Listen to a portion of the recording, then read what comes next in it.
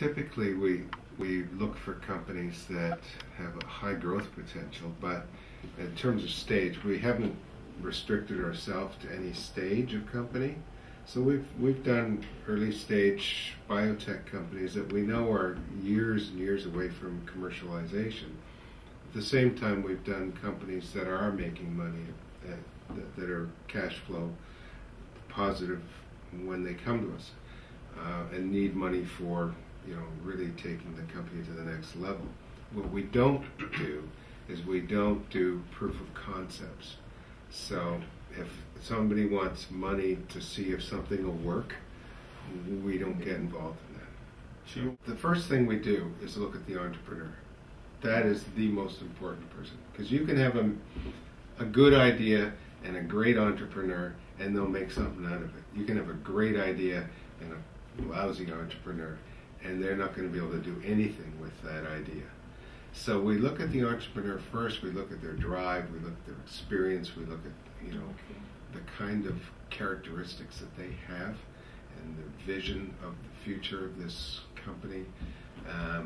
The next thing we look at is the product itself, the service, whatever it is that they're offering, and to see if it is really quality and whether or not there's a market there for it. The third thing we look at is, if there is a market there for it, how big is it? And does this person know how they're going to get to that market? Final things that we really look for is, how do we get off this ride?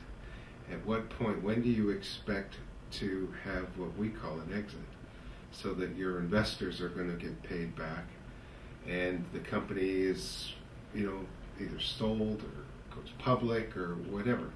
So, because yes, we want to help the company grow, we want to invest, we want to support it, but we also want a return on our investment. Benefits are, first of all, they're going to learn what it's going to take to get themselves investment ready. They're going to learn all about the legalities, what their balance sheet's got to look like. They're going to learn what it's like to have shareholders. They're going to learn all about subscription agreements and shareholder agreements, and how do you protect minority shareholder rights. They're going to learn all of these things. Plus, they're going to learn more about what resources are available to them in the region. The company does come before our network. They typically get financed, but so from that point on, they're part of our portfolio. So we're partners with them. Yes. So we typically have one of our members sit on their board of directors. We put people on advisory boards that can help the company grow and help that entrepreneur learn. So we provide a lot more than just a check. They are successful business people. Yeah. They're people that have taken their own companies through the years, developed them, made them worth a lot of money, and want to help somebody else do it, and understand what it takes at that early stage. So they also people that have a great wealth, and they want to take some of it, put it back into the community to help grow the economy here. They're also people that want to take a little bit of their portfolio and apply it to high-risk ventures, because it's kind of exciting. Yeah. And so, we tell people no more than 10% of your investment portfolio should you even think about putting into these high-risk ventures, because they are high risk. Typically right now, our sweet spot is somewhere between $300,000 and $500,000.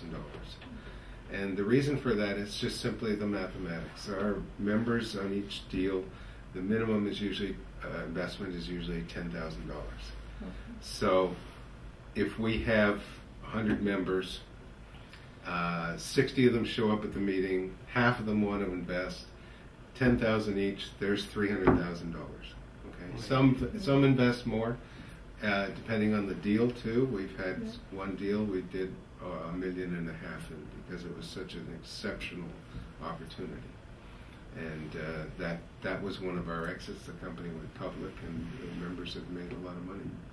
We've done as low as 200,000 and as high as $1.5 million, but typically it's between 300,000 and 500,000.